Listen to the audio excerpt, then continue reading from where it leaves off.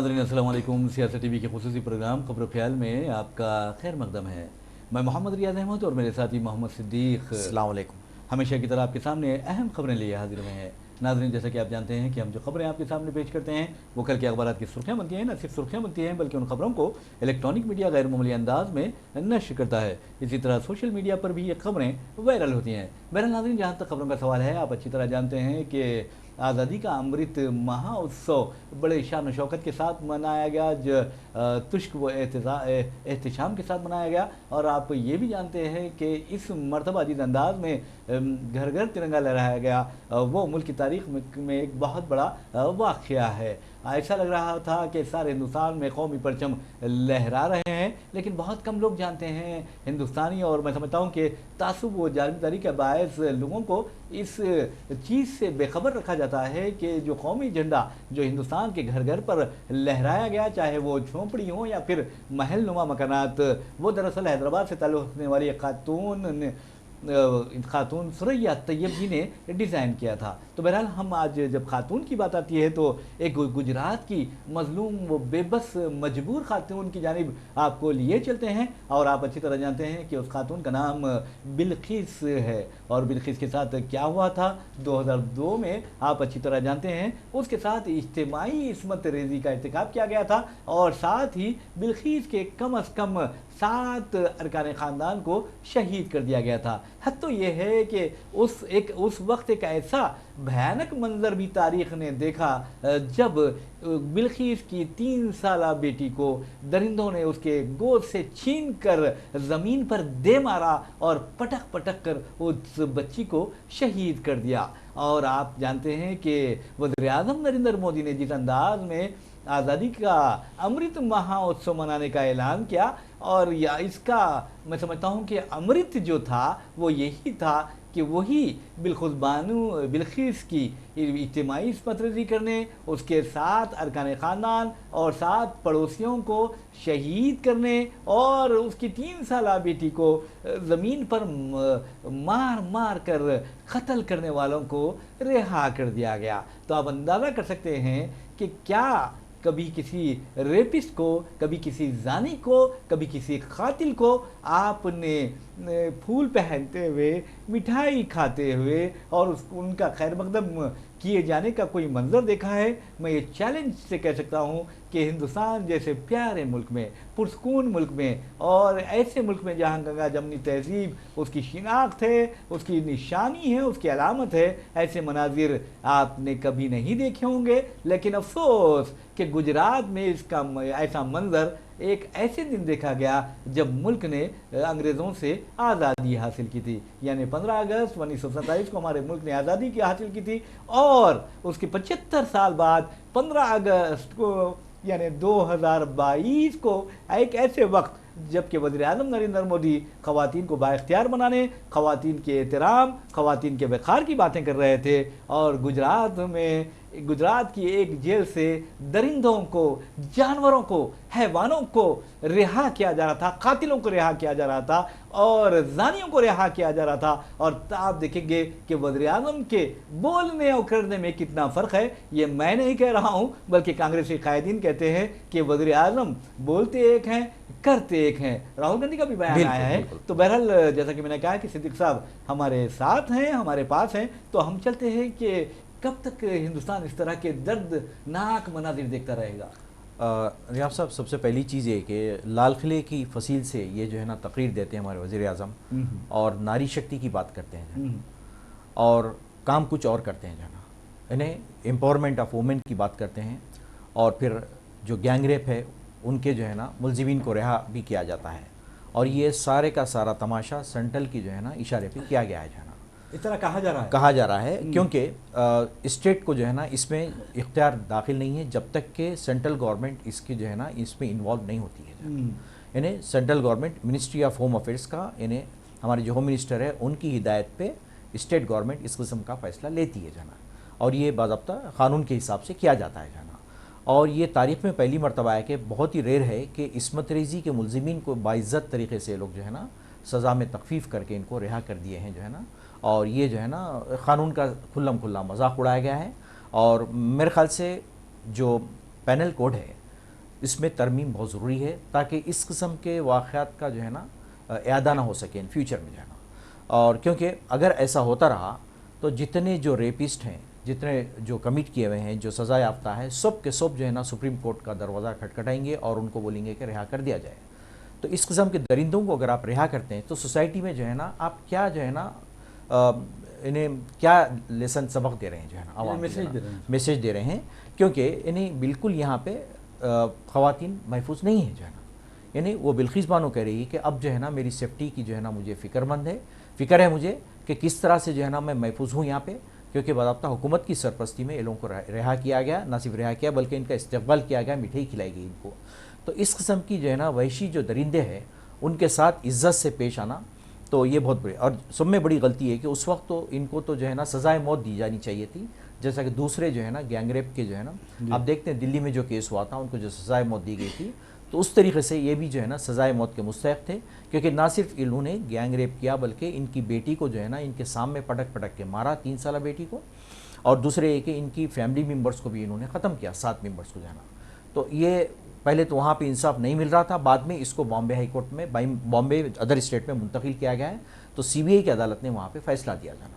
تو یہ بہت ہی جو ہے نا ہندوستان کی تاریخ میں بہت ہی افسوسناک واقعہ ہے کہ اس قسم کے سنگین جرائم کے مرتکب افراد کو جو ہے نا یہ جو ہے نا باضابطہ باعزت بری کر دیا جاتا ہے اور سزا میں تخفیف کی جاتی ہے جو ہے نا. 15 سال تو یہ آلریڈی کاٹ چکے تھے جیل میں، ابھی ان کا ابھی باقی تھا لیکن اس سے پہلے ان کو رہا کر دیا گیا.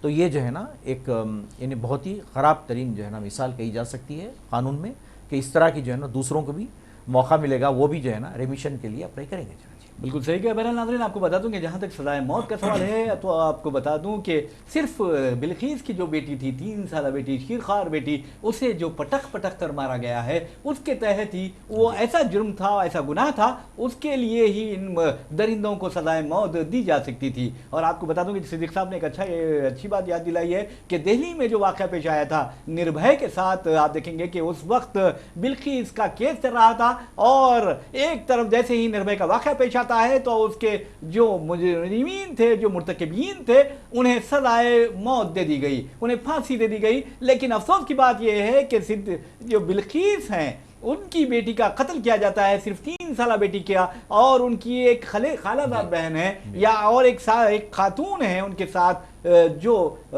کچھ ہی دن پہلے ہی اس نے ایک بچے کو جنم دیا تھا، یعنی زچہ تھی، اس کے ساتھ بھی ان درندوں نے منہ کالا کیا، اس کا قتل کیا، اس دوسرے خاتون کا بھی قتل کیا، اور 17 جو لوگوں کو قتل کیا گیا ان میں 4 خواتین بھی تھی، 4 بچے بھی تھے. اور نہ صرف انہوں نے ایک بازو جو سڑک کے کنارے اطراف ادھر اور ادھر یعنی رائٹ سائڈ لیفٹ سائڈ جو کھیت ہوتے ہیں وہاں پر ان خواتین کے ساتھ منہ کالا کیا، ان کا قتل کیا اور انہیں آزادی کے دن رہا کر دیا گیا. تو آپ اندازہ کر سکتے ہیں کہ ان کی جو ذہنیت ہے رہا کرنے والوں کی، اس سے اچھی طرح آپ اس کا اندازہ کر سکتے ہیں. اور یہ بتا دوں کہ یہ جو انہوں نے اندازے کی بات کہی ہے یہ میں نے نہیں کہی ہے بلکہ راہل گاندھی نے کہی ہے. اور راہل گاندھی نے کہا ہے کہ جس طرح بلقیس کیس میں خاتون کو رہا کیا گیا اس سے بی جے پی کی ذہنیت کا اظہار ہوتا ہے. اب سوال یہ پیدا ہوتا ہے کہ ایک خاتون کے ساتھ اس طرح کی زیادتی کی جاتی ہے، آج وہ پھر ایک مرتبہ ایسا لگ رہا ہے کہ گھبرا گئی ہے، صدمے سے 2-4 ہو گئی ہے. اس کا کہنا تھا کہ میں اب اپنے غم سے باہر نکل رہی تھی کہ اچانک اس طرح ان خاتون کی، ان مجرمین کی، ان جانوروں کی، ان درندوں کی رہائی عمل میں آئی. پھر میرے دل میں خوف پیدا ہو گیا ہے اور ایسا لگ رہا ہے کہ اب میری زندگی کو خطرہ لاحق ہے. بہرحال ناظرین آپ کو بتا دوں کہ تقریباً 18 برسوں تک بلقیس نے قانونی لڑائی لڑی، بلقیس کے شوہر نے قانونی لڑائی لڑی، اور اب یہ خاندان سہما ہوا ہے اور انہیں ڈر ہے کہ کہیں ان کا قتل نہ کر دیا جائے، ان کی زندگیاں نہ چھین لی جائے اور یہ مجرمین جو ہے ان کے ساتھ کچھ برا کام نہ کریں، یہ سوچ کر وہ کافی پریشان ہیں. تو صدیق صاحب آپ کیا سمجھتے ہیں کہ اب گجرات حکومت جو بڑی انسانیت کا دعویٰ کرتی ہے اور انسانیت نوازی کا دعویٰ کرتی ہے، جبکہ درندوں کو رہا کرنے میں اس نے ایک نیا ریکارڈ قائم کر دیا ہے، تو کیا آپ سمجھتے ہیں کہ جو بلقیس ہے اس کی حفاظت کرے گی؟ اگر دیکھا جائے تو ریاض صاحب جب یہ ان کو رہا کیا جائے تو کچھ کنڈیشنز ہونا چاہیے تھا. جی ان کے ساتھ کچھ کنڈیشنز رکھ کے جو ہے نا ان کو رہا کیا جانا چاہیے تھا کہ بھئی یہ چیزیں ہیں، اگر پھر ارتکاب کرتے ہیں کسی چیز کا تو. لیکن یہاں پہ سیدھا ان کو ایک دم انہیں صاف طریقے سے ان کو رہا کر دیا گیا. انہیں کوئی چیز نہیں. اور سب میں پہلی چیز ریاض صاحب اس میں جو ہے نا گجرات الیکشن ہونے والے ہیں تو اس کے پیش نظر اس قسم کا سیاسی فیصلہ کیا گیا ہے اور تاکہ ووٹس حاصل کر سکیں, گجراتیوں کے ووٹ جو ہے نا ان کو مل سکیں. تو یہ بالکل ایک سیاسی فیصلہ ہم کہہ سکتے ہیں اس کو. لیکن اتنے انہیں درندہ صفت لوگوں کے ساتھ اس طرح کا سلوک کرنا, یہ میں سمجھتا ہوں یہ قانون کا مذاق کے برابر ہے. قانون کا آپ مذاق اڑا رہے ہیں جو ہے نا. پھر جو قانون کے رکھوالے ہیں, ہمارے ججز صاحبین ہیں, ہمارے ممتاز وکلا ہے, وہ کیوں تماشا دیکھ رہے ہیں جبکہ قانون سے کھلواڑ ہو رہا ہے, قانون کو پامال کیا جا رہا ہے, انسانی حقوق تک پامال کیے جا رہے ہیں, پھر وہ ججز کی عدالتوں کی خاموشی کا مطلب کیا ہے؟ بہت افسوسناک بات ہے کہ کسی بھی جانب سے انہیں کوئی ماہر قانون ہے ان کی جانب سے کوئی بھی بیان سامنے نہیں آتا ہے اور نہ ہی کسی میں جرت ہے کہ اس کے خلاف بول سکے جو ہے نا. اور صرف واحد وہ اس کی جو وکیل ہیں وہ بیچاری کہہ رہی ہے. اور جیسا کہ آپ دیکھ رہے ہیں ٹیٹا سلوا نے یہ کیس کو جو ہے نا لے کے سپریم کورٹ تک گئی تھی, اتنا پھری ہے کہ آخری میں اس کو بھی جیل میں ڈال دیا گیا ہے. ٹیٹا کو آپ دیکھ رہے ہیں جو ہے نا. تو ایسا جو انصاف پسند ہے ان کے ساتھ اس طرح کا سلوک ہو رہا ہے اور یہ جو ہے نا بہت قانون کے ساتھ انہیں بہت بڑا جو ہے نا مذاق ہے یہ, اور کچھ بھی نہیں ہے. بہرحال میں سمجھتا ہوں کہ اقتدار کے لیے اگر لوگ یہ ایسا کر رہے ہیں تو یہ بہت بڑا جرم ہے, اور کل ہو سکتا ہے کہ ان کے بیٹیوں کے ساتھ وہی ہوگا جو بلقیس کے ساتھ ہوا, تو کیا کریں گے, یہ ایک بہت اہم سوال ہے.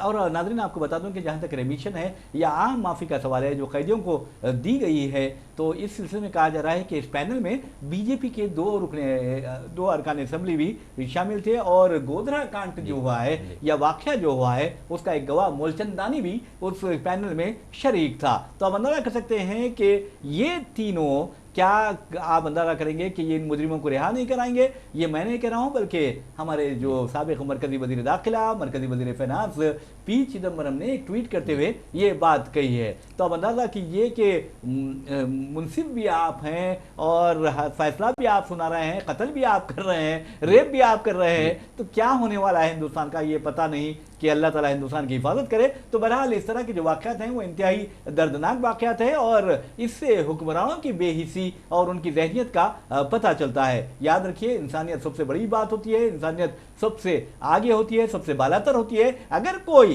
چاہے وہ کسی مذہب کا مذہب سے تعلق کیوں نہ رکھتا ہو, اگر وہ اس کے دل میں انسانیت کا احترام نہیں تو ہماری نظر میں وہ انسان نہیں بلکہ درندہ ہے, چاہے وہ کوئی بھی کتنی بھی بڑے عہدے پر کیوں فائز نہ ہو, کیونکہ انسانیت کا میں سمجھتا ہوں کہ کسی کا کوئی مقابلہ نہیں کر سکتا ہے انسانیت سے, اور انسانیت ہی سب سے اہم چیز ہے. بہرحال کہنے کا مطلب یہ ہے کہ جب بلقیس کا کیس آیا, اور آپ کو بتا دوں کہ ان کے جو شوہر ہیں یعقوب رسول وہ بھی کافی پریشان ہیں, اور ان کا کہنا ہے کہ ہم اب نا امید ہو گئے ہیں. بلقیس نے تو یہ کہہ دیا ہے کہ وہ ان خواتین کے لیے ایک امید کی کرن بن گئی تھی جو خواتین عصمت ریزی کا شکار ہوئے, اجتماعی عصمت ریزی کا شکار ہوئے اور قانونی لڑائی لڑنے میں مصروف ہیں. لیکن ایک لمحے میں 18 سال سے جو جاری قانونی جنگ تھی, قانونی لڑائی تھی, وہ ختم ہو کر رہ گئی. بلقیس کا یہ کہنا ہے. ویسے ناظرین آپ کو بتا دوں کہ جو یہ واقعہ پیش آیا تھا تو بلقیس تقریباً 5 ماہ کی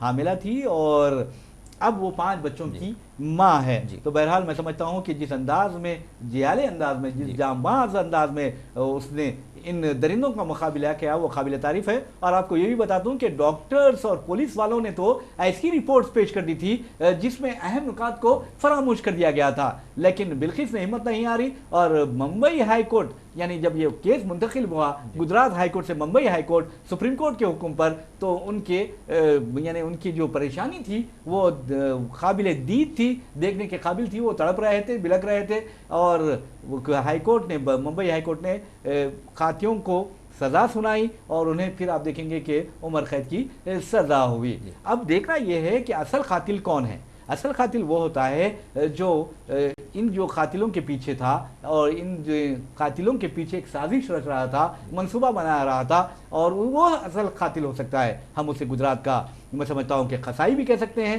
گجرات کے قصائی بھی کہہ سکتے ہیں, سازشی بھی کہہ سکتے ہیں, اور بدترین انسان بھی کہہ سکتے ہیں, کیونکہ انہوں نے انسانوں کو قتل کرنے کی سازش تیار کی تھی. کیا وہ قصائی, کیا وہ قاتل, کیا وہ قاتلوں کا ٹولہ آج گرفتار ہوا ہے؟ جی ہاں. اور ایک چیز ریاض صاحب, ناظرین میں آپ سے کہنا چاہتا ہوں کہ یہ جو ہے نا عقل کے جو اندھے ہیں اس کو جو ہے نا یہ لوگ کمپیئر کر رہے ہیں راجیو گاندھی کے جو قاتلین کو چھوڑا گیا. جی جی.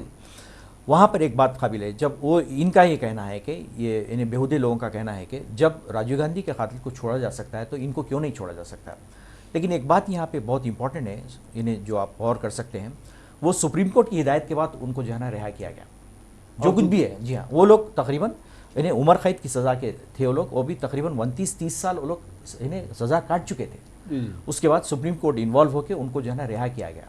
جبکہ یہ کیس بالکل علیحدہ ہے، اس میں کسی سپریم کورٹ کا انوالومنٹ، خالی ریمیشن ہے. یہ جو ہے نا سزا کی تخفیف جو ہوتی ہے اس کے تحت جو ہے نا ناجائز فائدہ اٹھاتے ہوئے ان کو رہا کیا گیا.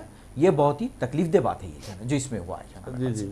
اور ویسے بھی میں سمجھتا ہوں کہ راجیو گاندھی جو قتل کیس میں تھا وہاں پر کسی خاتون کی یا خواتین کی عصمت ریزی نہیں ہوئی، اجتماعی عصمت ریزی نہیں ہوئی، اور کسی 3 سالہ بیٹی کو یا 3 سالہ لڑکی کو اس کی ماں کے نظروں کے سامنے قتل نہیں کیا انتہائی بے دردانہ انداز میں. تو آپ اندازہ کر سکتے ہیں کہ راجیو گاندھی کا جو قتل ہوا ہے وہ کیس الگ ہے، الگ نوعیت ہے اس کی، اور اس کیس کی الگ نوعیت ہے. یہاں درندوں کا معاملہ ہے، اسے پہلے دیکھنا چاہیے. اور میں سمجھتا ہوں کہ آج یہ یہاں کی عدالتوں سے، یہاں کے حکمرانوں سے اور یہاں کے جو سیاسی قائدین ہیں ان کی تائید و حمایت سے بچ جائیں گے. لیکن یاد رکھو کہ عدالت جو اصل ہے وہ اوپر کی عدالت ہے، اور ایسی عدالت ہے جب وہاں فیصلے ہوتے ہیں تو کوئی کسی کی نہیں چلتی، اور اس کی لاٹھی میں جو مار ہے اس کی آواز بھی کوئی نہیں سن سکتا. تو بہرحال یہ تو رہی بلقیس بانو. اور دوسری بات ناظرین آپ کو بتا دوں کہ بڑی بڑی باتیں کیے جا رہے ہیں انسانی حقوق کی، تو آپ کو بتا دوں کہ ایک شخص کیرلا سے، یعنی صدیق کپن کی بات کر رہا ہوں میں، وہ ہاتھرس میں ایک دلت لڑکی کی اجتماعی عصمت ریزی کی رپورٹنگ کے لیے پہنچتا ہے تو اسے گرفتار کر لیا جاتا ہے، اور یہ کہا جاتا ہے، وہاں کی پولیس کہتی ہے کہ یہ اتر پردیش میں امن و امان بگاڑنے کے لیے آیا ہوا ہے، پاپولر فرنٹ آف انڈیا کا ممبر ہے. تو آپ کیا سمجھتے ہیں کہ پاپولر فرنٹ آف انڈیا کا ممبر ہونا گناہ ہے، جرم ہے، اور دوسری طرف RSS کا ممبر ہونا بہت بڑے فخر کی بات ہے؟ بالکل، یہ انہیں سراسر ناانصافی ہے. ریاست اگر دیکھیں گے آپ، دوہراپن انہیں دوغلاپن جس کو آپ کہتے ہیں، دوغلاپن ہے یہ سراسر، کہ ایک شخص جو ہے نا رپورٹنگ کے لیے جاتا ہے، اس کو آج تک جو ہے نا اس کی رہائی عمل میں نہیں آئی. جو ہے نا اس کی جو معصوم بچی ہے جو ہے نا، اس کے معصوم بچے جو ہے نا، وہ لوگ بلک بلک کے رو رہے ہیں لوگ جو ہے نا اس کی یاد میں. لیکن آج بھی جو ہے نا اس کو UP کی جیل میں بند رکھا گیا ہے. اس کا صرف قصور یہ تھا کہ وہ جو ہے نا جو انہیں وہاں پہ جو ارتکاب ہوا، عصمت ریزی ہوئی ہے، اس کو جو ہے نا رپورٹنگ کے لیے گیا ہوا تھا. جو ہے نا صرف اتنا ہی قصور تھا اس کا. جو ہے نا قصور کیا ہے؟ وہ فرض کی ادائیگی کے لیے گیا وہ تھا، اپنی ڈیوٹی کر رہا تھا، وہ گیا ہے رپورٹنگ کے لیے گیا تھا. لیکن محض چونکہ وہ مسلم تھا، اس کو جو ہے نا آج تک بھی جو ہے نا اس کی رہائی عمل میں نہیں ہے، اس کو بند کر کے رکھا گیا ہے. بالکل صحیح کیا. بہرحال ناظرین آپ کو بتا رہا ہوں، جہاں تک ہم نے صدیق کپن کے ذکر کیا، حوالہ کیا، اصل وجہ یہ ہے کہ ان کی ایک 9 سالہ بیٹی ہے مہناز کپن. صدیق کپن کی اس بیٹی نے آج جو خبریں آئی ہیں اس کے بارے میں، اس نے 15 اگست کو جو تقریر کی اپنے اسکول میں، ایک 9 سالہ لڑکی نے جو تقریر کی، 2 منٹ تک تقریر کی، لیکن اس نے تمام کی پول کھول کر رکھ دی ہے. اور اس نے کہا ہے کہ انسانیت کو ہندوستان میں فتح یاب ہونا چاہیے، فرقہ پرستی کو نہیں. اور اس نے یہ بھی کہا ہے کہ یعنی آپ کیا کھانا کیا بولنا، اس کے الفاظ سنا رہا ہوں میں، کیا بولنا کیا کھانا اور کس مذہب کی پیروی کرنا ہر ہندوستانی کو یہ فیصلہ کرنے کا اختیار ہے. لیکن جو کچھ ہندوستان میں ہو رہا ہے اس اختیار کو، اس حق کو پامال کیا جا رہا ہے. ویسے بھی صدیق کپن کے خلاف اتر پردیش حکومت کی پولیس نے 124A یعنی بغاوت کا مقدمہ درج کیا. آپ اندازہ کر سکتے ہیں کہ ایک شخص، ایک صحافی، گینگ ریپ، وہ بھی دلت لڑکی کے گینگ ریپ اور اس پر جو مظالم ہوئے، اس کا جو قتل ہوا، اس کی رپورٹنگ کے لیے پہنچتا ہے تو اس کے خلاف بغاوت کا مقدمہ درج کر دیا جاتا ہے. پھر 153A یعنی 2 فرقوں کے درمیان منافرت پیدا کرنا، اس کے تحت مقدمہ درج کیا گیا. پھر اس کے بعد 295 یہ بھی سخت ترین دفعہ کے تحت ان کے خلاف مقدمہ درج کیا گیا. اور پھر UAPA کی مختلف دفعات کے تحت بھی ان کے خلاف مقدمہ درج کیا گیا. اسی طرح IT جو ہے، انفارمیشن ٹیکنالوجی ایکٹ 76 کے تحت بھی صدیق کپن کے خلاف مقدمہ درج کیا گیا. آپ کو بتا دوں کہ 2020 میں صدیق کپن کی گرفتاری عمل میں آئی تھی، اور آج تک وہ جیل میں بند ہے. اور افسوس کی بات ہے اور شرم کی بات ہے کہ ایک اینکر جو زہر پھیلاتا ہے اسے ایک دن میں رہائی مل جاتی ہے، اور ایک صحافی جو دیانتدارانہ انداز میں اپنے ملک کی خدمت کے لیے، دلتوں کی مدد کے لیے آگے آتا ہے تو وہ 2020 سے جیل میں بند کر دیا جاتا ہے. جی بہت افسوسناک بات ہے، بلکہ یہ جو ہے نا انصاف کے قتل کے مترادف ہے ریاض صاحب. یہ اور اس پہ جو ہے نا بالکل غور کرنا چاہیے، اور خاص طور پہ جو ججز صاحبان ہیں، جو لا ہے ہمارے، جو ہے ان کو جو ہے نا اس سنجیدگی سے چیزوں پہ غور کرنا چاہیے. حالانکہ اس بارے میں جو ہے نا کہا گیا ہے، لیکن کوئی پولیٹیکلی اقدام نہیں اٹھایا گیا کہ ان کو رہا کیا جائے. اور اس قسم سے اور بھی کئی جو ہے نا سوشل ایکٹیویٹیز جو بند ہیں، ابھی بھی بند ہیں، اور وہ لوگ جو ہے نا انصاف کے منتظر ہیں اسی پر جانا. تو یہ سارے فیصلے کر کے ان کو رہا کیا جانا چاہیے. ناصف بلکہ اور بھی بند ہے جانا. جی. اور دوسری بات میں سمجھتا ہوں ہمارے صدیق صاحب کہ حکومت پر تکیہ کرنے کی بجائے جو ہم ہیں، یعنی جو لوگ ہیں، جو تنظیمیں ہیں، جو جماعتیں ہیں، وہ آگے بڑھ کر اس طرح کے لوگوں کو رہا کروائیں. سنجو بھٹ ہے جنہیں صرف اور صرف فرقہ وارانہ ہم آہنگی کو مضبوط کرنے کی پاداش میں اس طرح کی سزا دی جا رہی ہے. تیسرا سیتلواد ہے، آر بی سری کمار ہیں، مولانا کلیم صدیقی ہے. آپ دیکھیں گے کہ 1 سال سے وہ جیل میں بند ہیں اور ہماری جو تنظیمیں ہیں آرام سے سو رہی ہیں. بہرحال انہیں جاگنا چاہیے، اور ہم نے یہ جو جگانے کی کوشش کی ہے، اسی کوشش کے ساتھ ہم اپنا پروگرام خبر و خیال اختتام کو پہنچاتے ہیں. مجھے محمد ریاض احمد کو اور میرے ساتھی محمد صدیق کو اجازت دیجیے. انشاءاللہ پھر ملاقات ہوگی، پھر بات ہوگی. تب تک کے لیے اللہ حافظ. اللہ حافظ.